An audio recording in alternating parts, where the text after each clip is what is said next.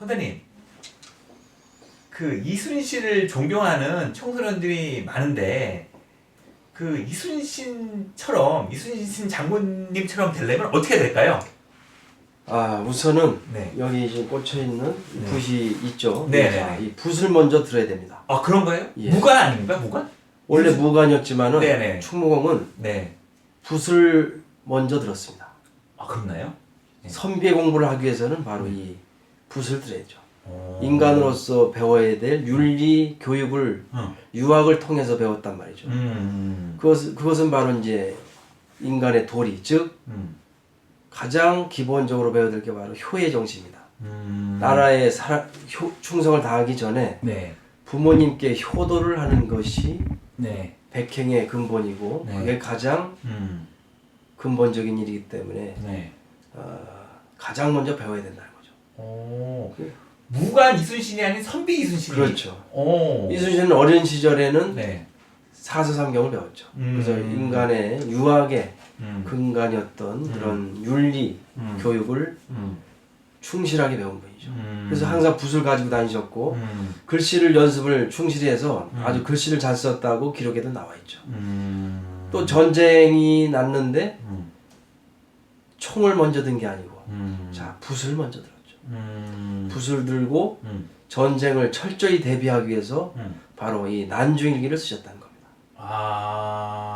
근데 난중일기가 전쟁 중에 쓴 일기죠. 네. 근데 실제는 전쟁이 일어나지 않은 네. 1592년 1월 1일부터 전쟁에 관한 일기를 쓰셨다는 거죠. 벌써 선경지명을 가지고 전쟁이 일어날 것을 벌써 예견하고 붓을 잡아서 일기를 써나가셨다는 거죠. 그럼 이순신을 닮고 싶은 청소년들이 예. 실질적으로 지금 뭐부터 시작해야 될까요? 부모에 대한 네. 효의 정신을 어떻게 배워야 될까? 네네. 충무공은 효의 정신이 남다른 분입니다. 자, 이 난중일기 네. 첫 장을 펴면 뭐가 나올까요? 말씀해 주시죠. 예. 이 전쟁에 대한 기록이에요. 네. 근데 놀랍게도 어머니에 대한 그리움과 사랑에 대한 얘기가 임진년 1월 1일부터 시작한다는 거죠.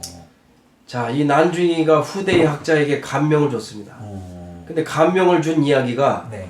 싸움을 잘해서 전쟁을 했다라는 것이 아니고 네. 어머니를 그리워해서 눈물을 흘린 내용이 감명을 줬다고 합니다. 그 얘기를 누가 했느냐? 바로 다산 정약용 선생님이 얘기를 하셨죠. 그래서 나라에 충성을 하는 거 이전에 부모에게 효도를 다하는 것이 우선이고 네. 충무공을 배우기 위해서는 바로 효도 학습부터 열심히 해야 된다라는 그런 말씀입니다. 그 선비의 기본은 효도인가요? 뭐라고 보십니까? 인간의 도리인데요. 네. 인간의 도리에서 네. 효가 먼저죠. 효가 먼저인가요? 예. 조선시대는 효를 강조했나요? 효를 먼저 강조했죠. 첫째가 그렇죠. 효인가요? 백행지본이라 해서 네. 구충신어 효자지문이라 이런 말이 있습니다. 나라의 충신을 구하려면 반드시 효자의 가문에서 사람을 구하라. 이 사람이 효도를 한 사람이냐 아니냐를 먼저 보고 그 사람을 선택해서 등용을 했다는 거죠. 일단 이순신처럼 장군처럼 되려면 효를 해야 되겠네요. 그렇죠. 우선이. 이 난중일기가 전쟁에 대한 기록이지만은 네. 저는 이 난중일기를 네. 인성교육에 관한 지침서, 특히 효를 배울 수 있는 지침서라고 얘기를 합니다. 왜냐? 네. 여기에는 효에 대한 내용들이 많이 담겨 있기 때문이죠. 아니 난중일기가 그 전쟁 준비뿐만 아니라 부모에 대한 어떤 그런 효에 대한 사상이 많이 담겨 있습니까? 어머니에 대한 사랑 이야기가 네. 아주 간절하게 담겨 있습니다. 자, 전란 중에 전라 좌수영에 와 있으면서 어머니를 뵙지 못하고 네. 항상 어머니가 걱정이 되죠. 네. 대신 부하들이나 네. 조카들을 어머니께 심부름을 보냅니다. 어떤 심부름이냐? 바로 네. 자식으로서 자신이 할 일을 못하는 만큼 대신 어머니께 찾아가서 문안 인사를 드리라는 거죠. 그래서 항상 사자를 통해서 문안 인사를 드렸고 또 어머니 생신 때는 직접 찾아뵐 수가 없기 때문에 네. 오래오래 사시라고 술잔을 올리는 게 옛날의 예법이었어요. 그것을 축수의 잔이다라고 얘기를 하죠. 그런 장수를 비는 그런 술잔을 올리지 못한 것이 평생의 한이다라고 일기에 남겨두셨던 거죠. 그래서 그날은 대신 심부름하는 사람을 보내서 어머니께 술잔을 올리겠다라는 내용이 담겨 있습니다. 그러면 공교롭게도 이순신 장 같은 경우는 전란의 폐허 속에서 부모님을 모시기가 더 쉽지 않았을 것 같은데요. 그렇죠. 그래서 하도 걱정이 돼서 네. 어머님이 네. 식사를 못 하실까봐 네. 또 병이 나시면 네. 이게 빨리 완쾌가 돼야 되는데 노심초사 잠을 못 이루고 네. 걱정했다라는 내용을 일기에 적어두셨죠. 그래서 도저히 참을 수가 없어서 아예 전라자수형에 있는 여수에 있는 송현마을로 네. 어머님을 모셔오죠. 부하장수 중에 정대수라는 인물이 있었고 네. 그 정대수라는 인물이 아주 극진한 효자였다고 합니다. 그 집에 어머님을 모셔옵니다. 거기에 어머님을 네. 모셔오면서 네. 아내와 식솔들을 데려와서 그 집에 살게 하죠. 지금도 그 터가 남아있죠. 그러니까 아버지는 그 전에 사망을 하셨죠. 그러니까 어머니에 의해서 예, 더 그렇죠. 모친의 사랑이 더 극진했죠. 보통 그 아버지 없는 자식 같은 경우에는 더 엄하게 하는 경우가 많지 않나요? 어머님의 그런 네. 훌륭한 음. 가르침이 있었기 때문에 사실 네. 충무공께서 위대한 인물이 됐죠. 일화를 설명해 주시죠. 어머님 관련된. 어느 날 가보년에 보면요. 네. 어머니께 네. 문안 인사를 드리러 갑니다. 그래서 참 모처럼 만에 전쟁을 하고서 이순신이 어머니를 뵙고 네. 눈물을 흘리죠. 네. 그래서 모처럼 만에 어머니를 뵙고 밤새도록 대화를 나누죠.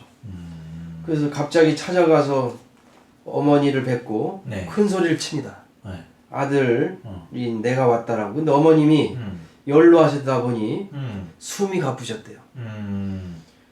그래서 숨이 가쁜 상태에서 졸고 계셨어요.